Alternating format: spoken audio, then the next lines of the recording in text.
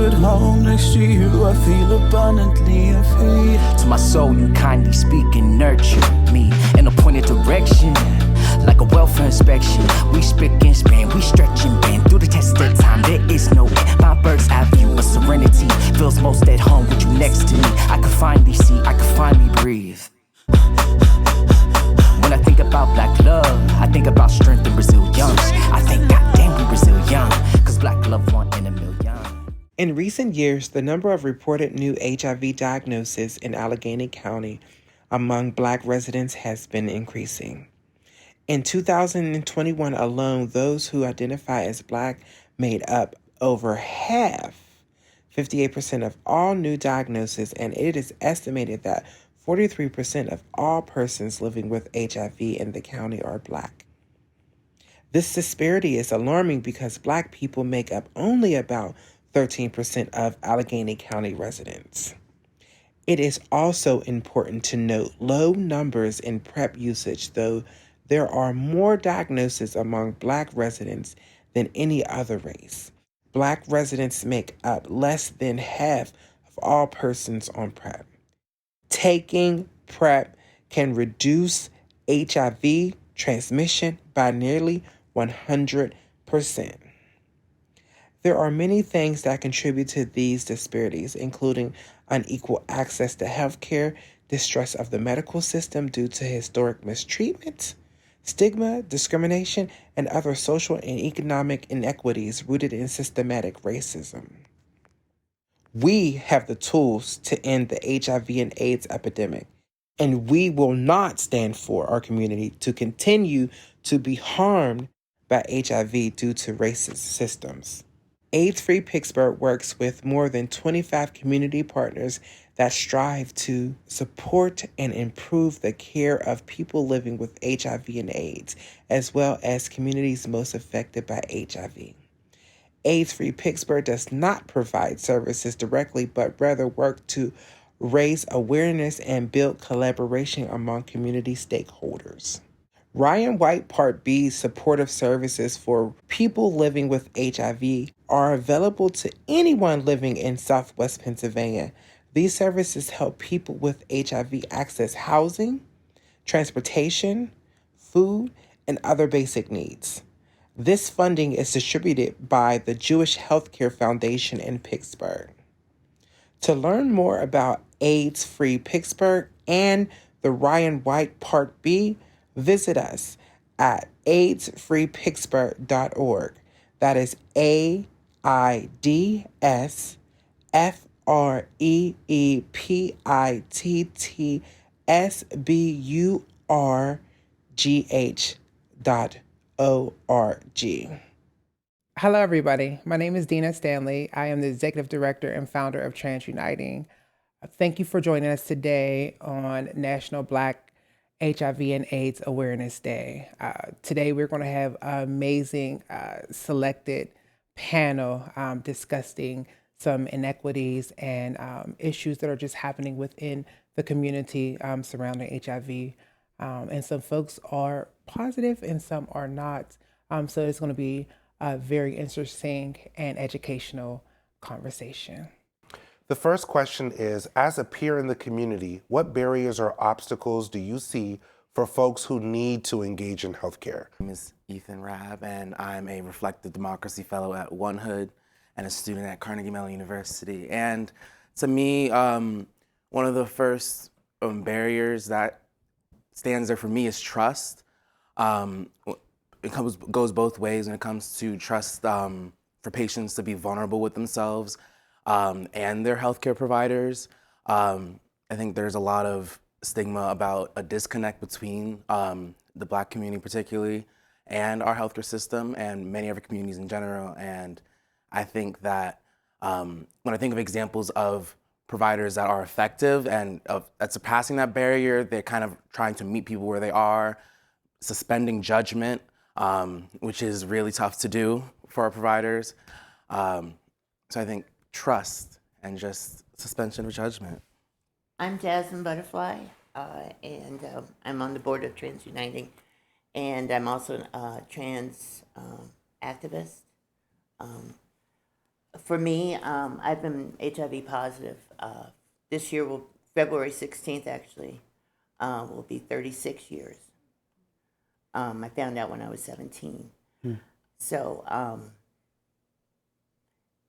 I think for me, the health situation, the healthcare system has like let me down a lot. It's either because of lack of knowledge, or not how, because I'm also trans and I'm positive. So people trying to converse with me or talk to me or treat me like just a human being. They immediately you say a label and they're like, oh, you know. So I already have 3 strikes. So I'm black, I'm HIV positive, and I'm trans. So, and luckily, Pittsburgh has come a long way in the healthcare system.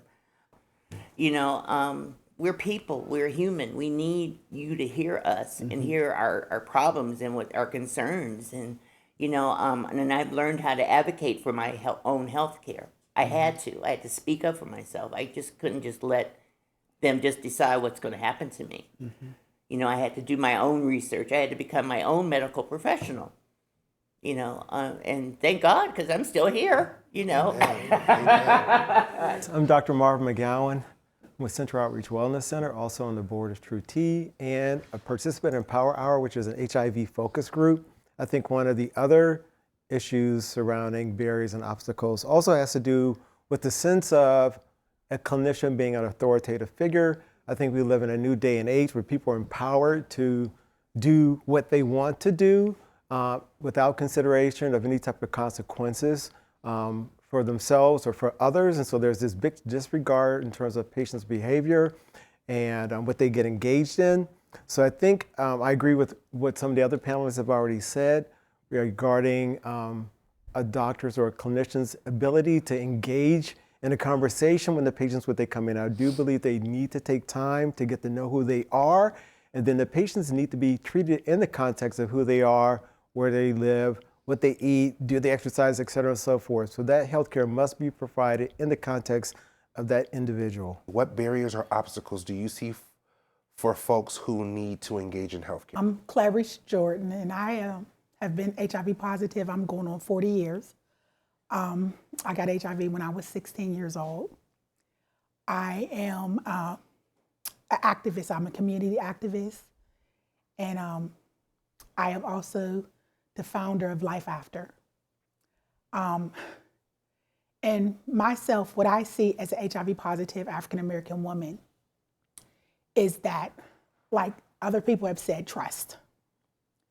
Trust that when I go into the doctor, that they will treat me as more than just a number. I am not just an HIV positive person that they are waiting to die. And for me, when I got HIV, that was the diagnosis. You lived 24 months and you were gone.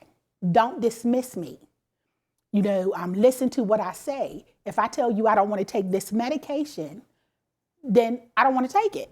Then you find something else. In the work that I do feel as though housing is the #1 barrier to keeping people in care, especially youth, people of color, BIPOC youth. It's really hard to keep them in care when they're homeless because they don't know where their next meal is coming from.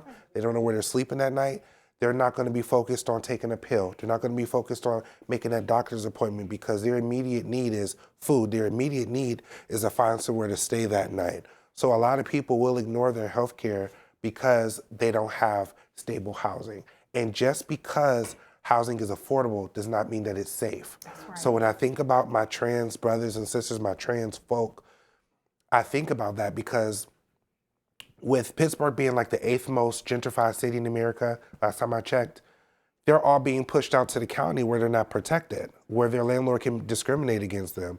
So they may have access to housing that's not safe, or that's not affordable, or that's not convenient to the doctor. Exactly. That's not convenient to getting to their appointments or getting to their medication. So those are conversations within themselves, but I wanted to bring light to that because that is the #1 barrier that I see for youth staying in care.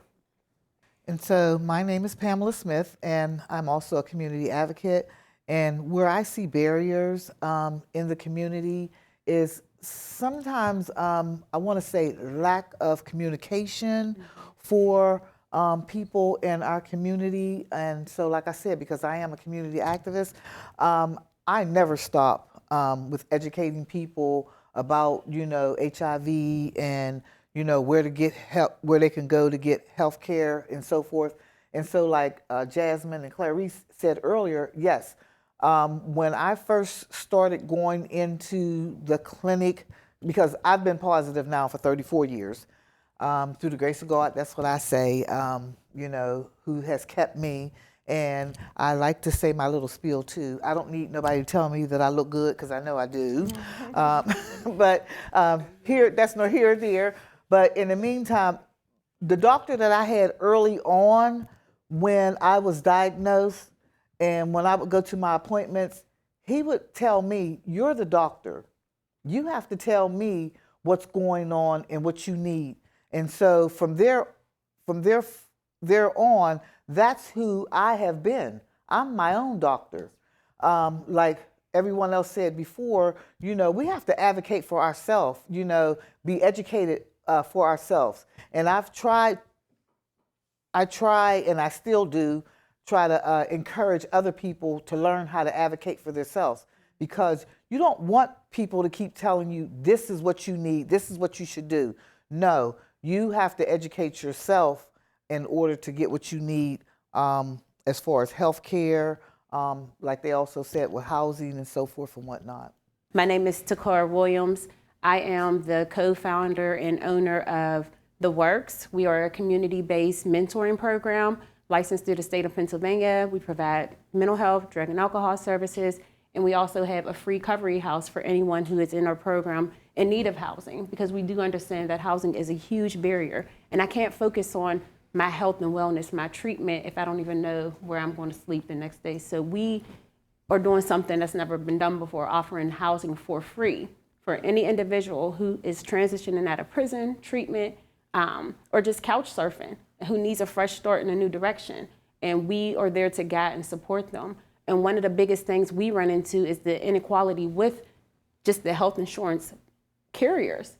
If I have Medicaid insurance, I'm less likely to be treated with a sense of urgency than those who have the commercial, paid Highmark Blue Cross Blue Shield insurance. And I can still have Highmark Blue Cross Blue Shield, but now they're identifying, stigmatizing our folks by putting on here that you are a Medicaid participant, when the Medicaid shouldn't matter regardless. If I have insurance, I have insurance, and that's all that should matter. My name is Christopher James. I'm a community advocate. I'm the chairman for True T PGH. I'm an artist, and many more. I'm Trinidadian American, and as an immigrant, I just think the plight is just so different from an African American, and I just had to sit back and listen to what African Americans have to say about their experience in America. So that was very important for me. But as an immigrant coming to the States, we sort of see America as, top tier. So when I came here, I just wanted everything, check my teeth, check my this, check my that, check my the other, But misinformation, as just somebody who came up in humble beginnings, is that there is misinformation in the home, and there's also brain drain. So when you have an educated person coming out of that, community, that misinformation stays there, So it's very important for me as someone who's always striving to do better, to always come back to community, always come back to home, and, just try to be that voice or be that listening ear for any family member or community member who, want to better their lifestyle and health. What do you feel should change with traditional healthcare settings that would allow more folks to engage in healthcare on their own? We need to make sure that there are social services in the doctor's offices, because again, if you're homeless and you don't have anywhere to stay, you're not going to think to come to the doctor. But if you do come to the doctor, then maybe there should be someone there that can help you figure out where you're going to stay, what organizations can you go to, whether giving you some food, there's a saying in the church world that, how can you expect someone to listen to you preach if they're hungry? Right. So how can you expect someone to go to the doctor and they haven't eaten in 3 or 4 days, or they don't have anywhere to stay? So we need social services. Also, that's going to make it easier to access care, but stay in care. So because I am unique, I have a lot of things going on. So I deserve a team of doctors working on my behalf. And what you need to do as my doctor, you need to be prepared to get on board and work in the team. And if you can't work in the team, then you can't be a part of it. But again, not speaking up for yourself. Right. But then also coming from the church, because I am an elder in the church, and I was born and raised in the church. Coming from the church, I understand what it's like to be in the church and be stigmatized because you are HIV positive, And so I had to say to them, listen, God loves me just like he loves you. He calls me just like he calls you, So it doesn't matter what you think. And here's the thing, there are more people in church living with HIV than what we will ever know, because they don't want to come out about it, But I was always that person that said to them, listen, I didn't do anything that you didn't do. I just got, and I'm going to say it like this, I just got caught in what I did. So not that I did anything wrong, but I just happened to be the person that got HIV. I'm not doing anything different than what the pastor is doing, than what the first lady is doing, than what the missionaries are doing. I'm doing the same thing. I happen to fall in love, but for me, sometimes things happen to us. I'm gonna bring it the way I say it, how I live it. God allows things to happen to us sometimes, not because of us or what we did, but because of the people that we can help. And also because he understands that we were strong enough to handle it. So that's how I come, from the church. Like I said, I'm an elder in the church, and I don't have a problem standing in anybody's pulpit telling them that I am HIV positive and then preaching the gospel and praying for someone. Because God is a God of love. So it doesn't matter what we have. It's not our job. It's not our job to judge. It's our job to do what Jesus has commissioned us to do, which is love. What do you feel should change with traditional healthcare settings that would allow more folks to engage in healthcare on their own? I think that a pivoting factor is the composition of the workforce, like the healthcare providers themselves. I think that you can't really serve a community if you aren't actually a part of that community. It's not really a sustainable venture. I see that in a lot of cases. Me, myself, when it comes to my experience with the healthcare system, I've been very privileged in my experiences. I've had moments where I've seen where I haven't been heard properly, what have you. I think what I would piggyback on that is that I do feel that having clinicians who are part of the community does make a big difference, and that rolls into the whole idea of cultural competency. Okay, I remember being on Facebook, and there was a group that I belonged to of clinicians who were certified in functional medicine. They were asking whether or not you were friends with your patients on Facebook, and almost all the clinicians were saying no, no, no, no, no, no. And then I told them, yes, I was, that I did have patients of mine who I was friends with on Facebook because I was part of their community. And that's exactly why. And so I do make myself accessible to some patients, but I think to make this whole healthcare system better, that education also has to start in medical school. Okay, the doctors must be educated on the various backgrounds of different people. They need to interact with them, a lot of people from different backgrounds, just to know how they do things. Like, for instance, I remember being a resident and we're all discussing, well, how do you introduce your new partner to your parents, or how do you propose to someone in your culture? Because there's a big difference. And so, again, by having clinicians who are in that community, they're going to be able to understand much easier what the patients have experienced, what they're going through, what their day-to-day interactions are, and also, again, like I've mentioned before, treat people in the context of who they are and what they're doing and what they have to do. How can healthcare providers better accommodate their Black patients? Oh, I know. Currently I'm seeking out therapy, and it's hard. And I really need to see someone that looks like me. I need to talk to someone that looks like me. But there's wait lists, and there's not enough Black therapists in this city alone. There's a lot of Black people that need therapy, not enough Black people that can help other Black people through therapy. So, yeah, I that's what they need to. They need to grant people money to get into college so they can learn, about psychology or psychiatry. We need that. Because I am dealing with a lot of trauma that I don't feel comfortable talking to a white person about. So that's my. Okay, I want to direct the question to you, Farouk, the same question. How can healthcare providers better accommodate their Black patients?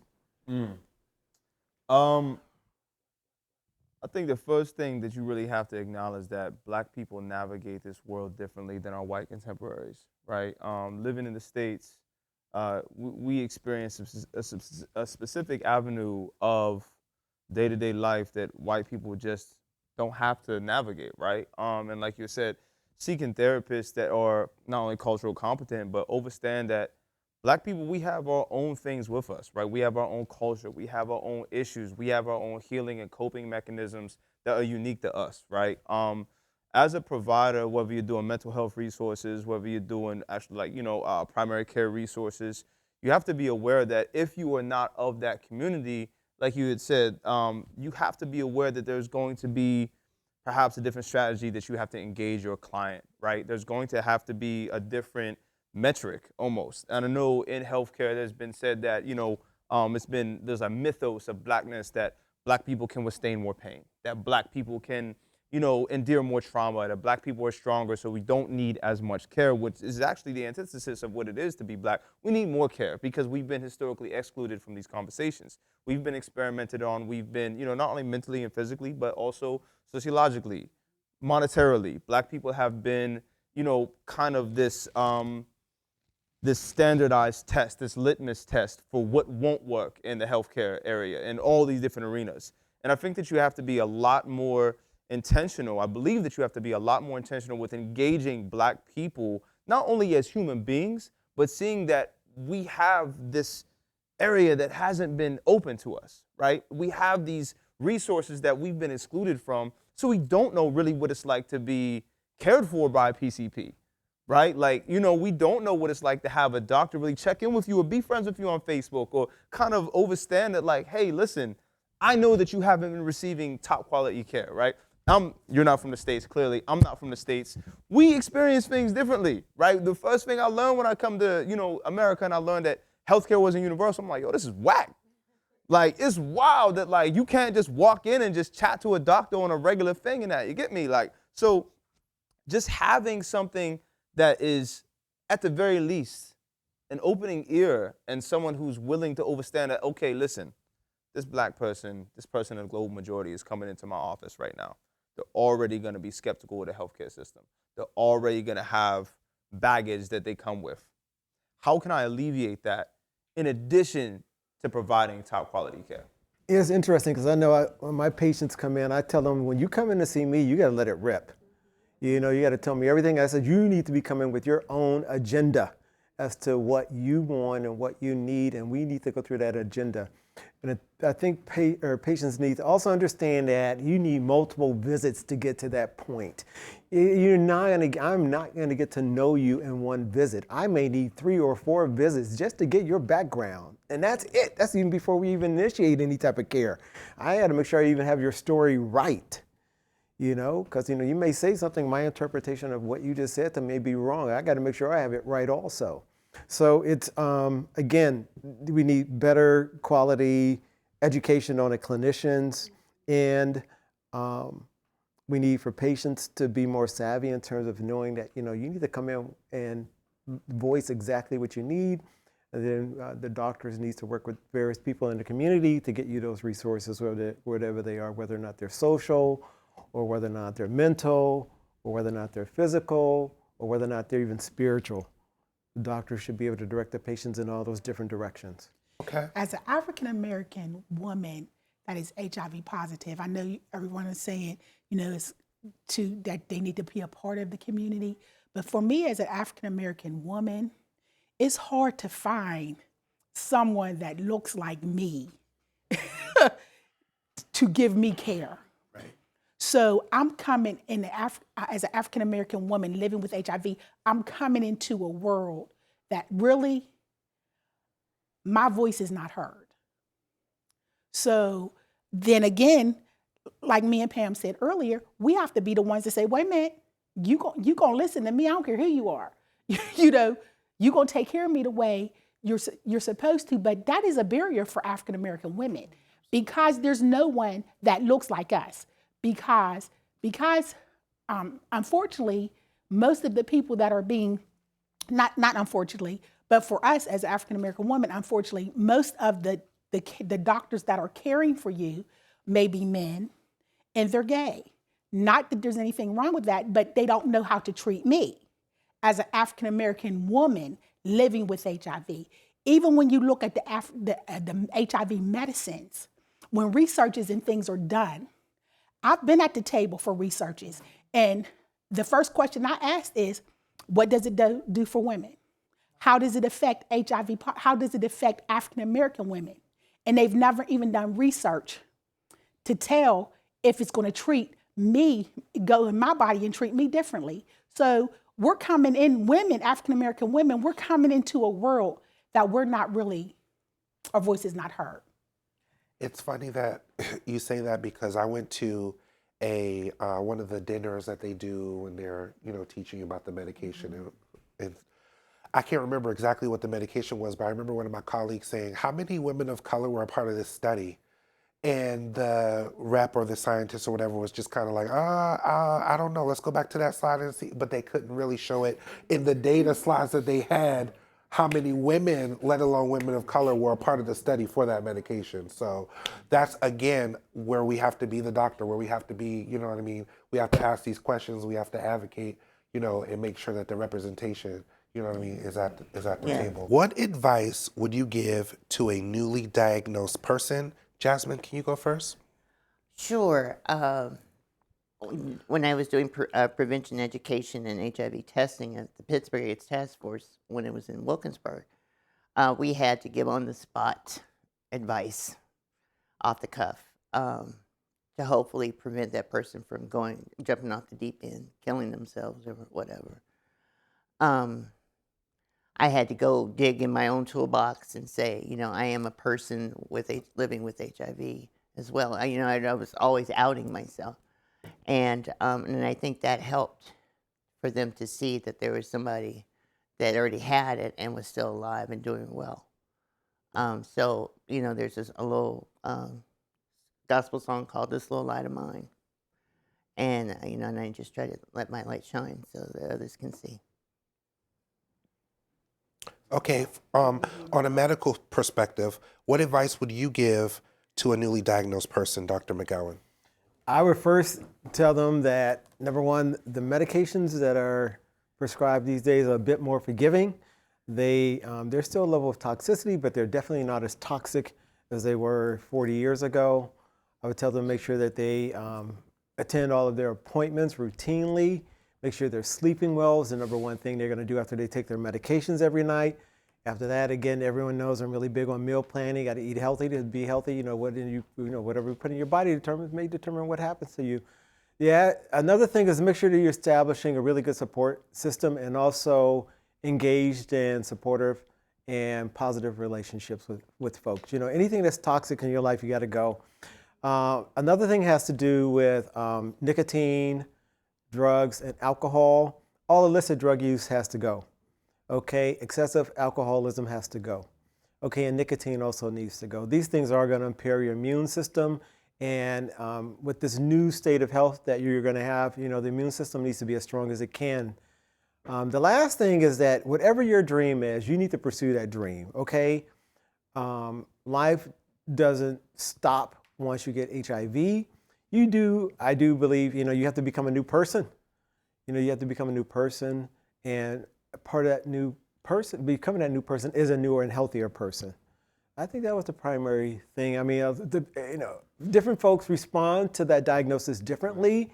I know my attitude when I was diagnosed, I've been HIV positive for over 35 years now, was, okay, I'm in attack mode now. Okay, and part of that attack mode was, I used to party and hang out in New York City when I was in my early 20s, and that had to stop. And then the way I ate and the way I've engaged in social activities had to stop. And I had a big pivot at that time. I stopped doing a lot of drugs, decreased on my drinking, really was never a cigarette smoker, got into regular exercise programs, spiritual studies, meditation. So I did a big 180. I almost became almost like a monk when I was diagnosed with HIV. But some people respond, they're extremely stressed and upset about that diagnosis. That's a little bit more difficult. That tells me that there may be an underlying mental health problem that also needs to be addressed at that time also. But most of the folks do well. I said, just take your medications and get on with your life. You're going to be fine. Okay, and as has been mentioned before, it's most likely you're going to die of something else that's not going to be HIV. Let me see if there's anything else I would say. No, I think that's it in a nutshell. I want to talk to the person who is sad or upset or whatever. I remember coming out as a gay person, and when I came out, I was crying to everybody as if it was something I was mad about. And I'm not, I'm not mad or I'm not sad to be who I am and to love who I am. But what I want to tell that person who, might be sad or whatever it is that two things can be true. We can make room for how you feel, your feelings are valid, but to also add to what the panelists have also said, where it's not a death sentence, and medication have advanced so much, and I also want to talk to someone else. Growing up, I remember just being exposed to HIV so much. My 16 and 17-year-old peers had HIV. So much so that I remember still, I went to my therapist and I told my therapist, I'm like, I think I'm walking to HIV. Because my whole life, even right now, I still feel like it's just a matter of when. When am I going to get HIV? Because all of my friends had it. And, and she had to tell me, Chris, could you think about somewhere you want to walk? I said, I want to walk on the beach. And I started to describe this environment where I want to walk. So now, I have to, because I've been in that trauma of all of my friends are just getting it left, right, and center. And the States is so different from back home. We don't have PrEP, In fact, one of the health ministers says that he's not going to condone or promote PrEP because that is condoning sin, So I'm fortunate enough to have this, but to have PrEP available to me and to be using PrEP. And I want to advocate that, people use it to prevent it. But I think that's my 2 cents regarding what I would tell someone. Awesome. This is a two-part question that I'm going to ask Ms. Clarice, but I'm going to split it up and ask a few other people to chime in, okay? Why should people still care about HIV, and why should they care about people living with HIV? Why should people care about HIV? Because HIV is still existing. HIV is still killing. People are still getting diagnosed with HIV. I know that because we don't hear a lot about it on television, no one famous is coming out saying that they have it, but it is in our community, the African American community, the Black and brown community, and it is still killing. People are still dying from it, So that's why you need to still care about HIV. Why should you care about someone living with HIV? Because we are people. We are worthy of love. We are worthy to be happy. This is not God's punishment on us. We deserve to be loved. So that's why you should care about us. Absolutely. Awesome. So I want to ask you two the same question. As people who do community work, we often get our things fall into our lap just because we're voices, or just because we're advocates, or just because we're doing work that is like kind of like wrapped around other services. So like even though you deal with people who may need mental health services, you still come across people who are homeless. You still come across people who are gay. You still come across people living with HIV. So as a community worker, as a community advocate, why should people care about people living with HIV? I think it's important to always focus on the person and not the problem. That's my holistic approach in our own services, and that's my motto, and that's what I live by. Like I said, I don't see HIV patient Jasmine. No, I see Jasmine. I see Miss Clarice. I see Miss Pamela. I don't see the diagnosis or disease because that's not who they are. You know, that's just a symptom, a diagnosis in a health issue and matter that they're dealing with, but that doesn't define who they are as an individual and as a person. So for that reason alone, I don't work with an individual based on, oh, you have this mental health diagnosis or this medical issue or this symptom or whatever the case may be. I work with an individual and a person based on what is it that you need from me. I'm here to service you. So whatever you need to accomplish and whatever you need in that moment, that's what I'm here to do. Help you guide, support, and just be a listening ear. Because sometimes people don't need you to tell them what to do or, you know, make them feel this or that. Sometimes they just need you to sit there and listen to them and allow them a free space to be exactly who they are in that moment and who they want to be yesterday, today, or tomorrow. And that's who I am to the people I serve and who I am in the community. Again, I don't see disease. I don't see, you know, your race or color, whoever you are. If you come to me for help, whether your insurance can pay for it or not, I'm not going to turn you away. I want to ask you this question, which is a very simple question. Why should people care about HIV? And the reason why I'm asking you this question is because it seems as though if it doesn't directly impact us or our family or our friends, you know, we don't care, or we're not educating ourselves about it until it knocks at our door, until it's in our home. I think that grace is something that needs to be extended more within our communities to each other, because, you know, in our communities, we handle things different, right? Yeah, you know, and it might not always be the best, but it's the way we do it, because it's the way we know how. But I do believe that the forgiveness that exists within the Black community is unlike any other set of forgiveness on the planet. Black people are like the most forgiving people on the planet, right? And we also have to be reminding ourselves of that. As like, hey, listen, I have a friend, I have a sibling, I have a coworker, somebody that is going through something that I might not experience, but that doesn't necessarily mean that they have to be treated differently. I just have to listen different. Right. I love that answer. So this is our last question for the evening. What information would you share with your friends or family about HIV to reduce stigma? Okay, and Pam, can you answer that? For me, what I would share with family and friends, I remember my first interview that I had when I was diagnosed.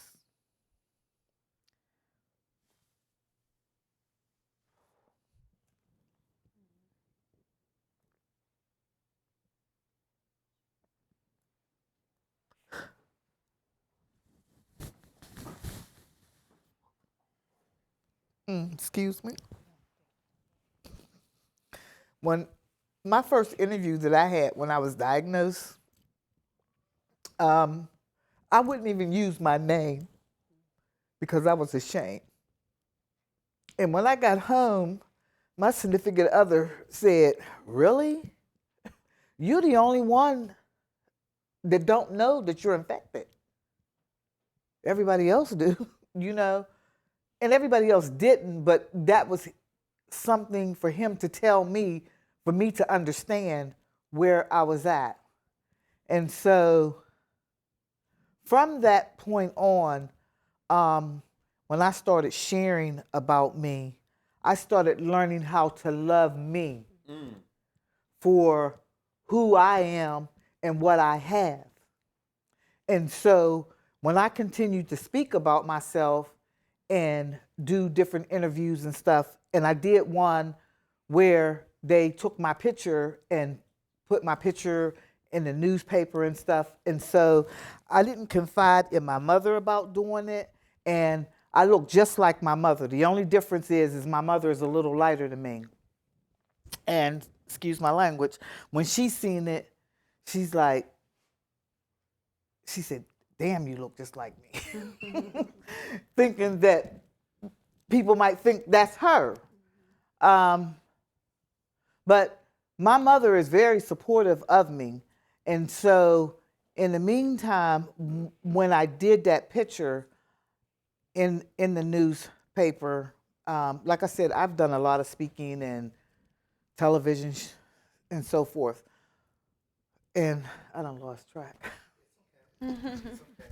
But as far as me, I used to tell people, if they didn't like me for who I am and what I have, don't come around. Because I have enough people in my life that supports me and that love me for who I am and what I have. Can I piggyback? Absolutely. Coming from a family of a mother that did not support me, I had to, grasp it. I am more than my HIV positive. When you look at me, you don't see HIV. It's not written across my chest. I don't wear HIV as a scarlet letter. It has nothing to do with my integrity or my character. I am more than HIV. The roles are more. So I'm gonna give you the information. Yes, I'm gonna tell you how to protect yourself and stuff. But I'm gonna tell you, when you look at me, don't see my HIV, because I'm so much more than that. So if all you see when you look at me is HIV, then you're missing the bigger picture. And so that's the best thing I can tell you is that I am so much more. We are so much more than our HIV. And I tell people all the time, trust me, as a person living with HIV, I go through more in one day than you go through in your whole lifetime. And I promise you, we come out stronger every day. We're like the phoenix. We go through the fire and we come out and we haven't been burned at all. So just trust me, we are so much more than our HIV positive. Did you want to give feedback? Oh, and then after that, I want to sure. go to Dr. McGowan for the... I'll try not to be too Okay, go ahead. long-winded about it. As a person, a lot of us grew up in the era of when you got it, people were like putting your name on plates and cups and silverware. So, and people didn't want to touch you. I remember my first time being hospitalized with walking pneumonia. They came in gowns and suits and, and I felt like I was really contagious. I had some like leprosy or something.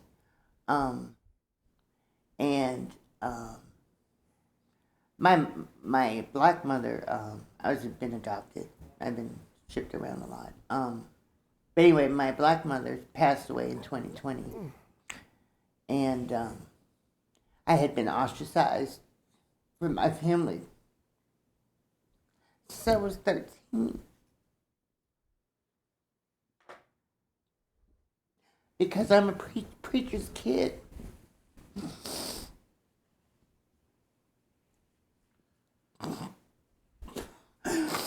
And so when she died, I had to go see people that were still around, my family that I had talked to since I was a child.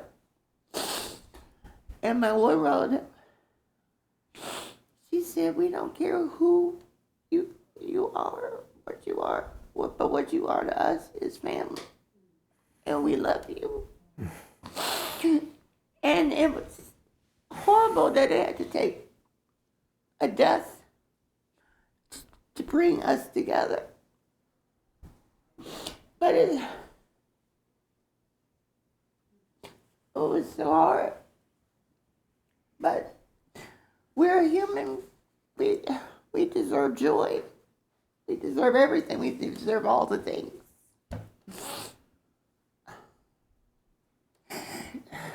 But I just get tired of people always wondering, they're always going to wonder how you got it. How'd you get it? What, you must have been, and that's not necessarily the case with everybody.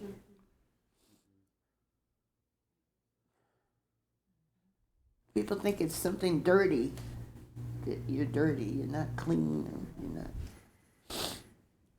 not. Dr. McGowan, what information could you share as a medical provider to friends and family about HIV to reduce stigma? I think overall, as a Black community, again, we need to realize, you've heard the numbers, we've heard about it over and over again, that we are disproportionately affected by HIV.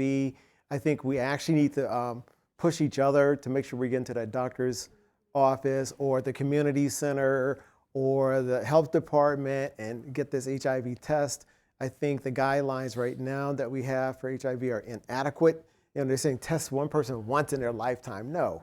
If you are sexually active with multiple partners, regardless of your sexual preference or orientation or anything else, you need to probably have it yearly exams and test it. And then again, if you're going out having random hookups, you need to be at that clinic even more often and get those tests. Okay? And to think about it, a lot of these tests are free. Again, it's only going to be a little bit a matter of your time. Okay, and I think this is one of those cases in in which it's better to be safe than sorry. Okay, even though again, it's just another disease to most of us in that sense, and we go about our lives and we're doing fine. Okay, so I think people just to realize that there's a lot of other problems that people can have besides HIV that are actually much worse. I mean, I'm doing okay. I mean, I've was contracted HIV in 1987. I've had 2 successful careers, and I retired 8 days ago. So, I've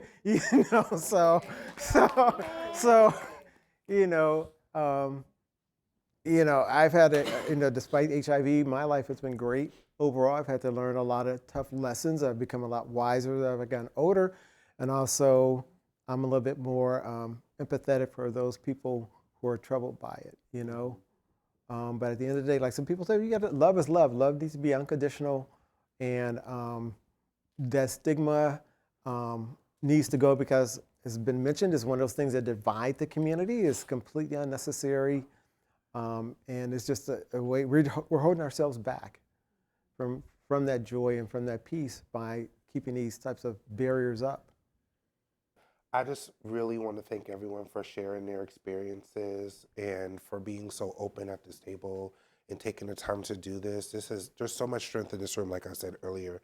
And, every time I get the opportunity to do one of these talks or participate in one of these panels, it gives me so much more strength and so much more encouragement to go back in the community and to do more education. Sometimes we forget why we do the work that we do, because, the politics and everything is so exhausting, and all the barriers around the work we do is so exhausting. But these type of conversations really keep me rooted and grounded in the work, and I really, really, really appreciate every last one of you. So thank you. Thank you. Yeah. Black Christmas is black God. I remember where I come from. Black excellence, God show me that. Don't judge me and not be judged. Don't judge me and not be judged. Christmas is black God. I remember where I come from. Black excellence and diamond showed me that. Don't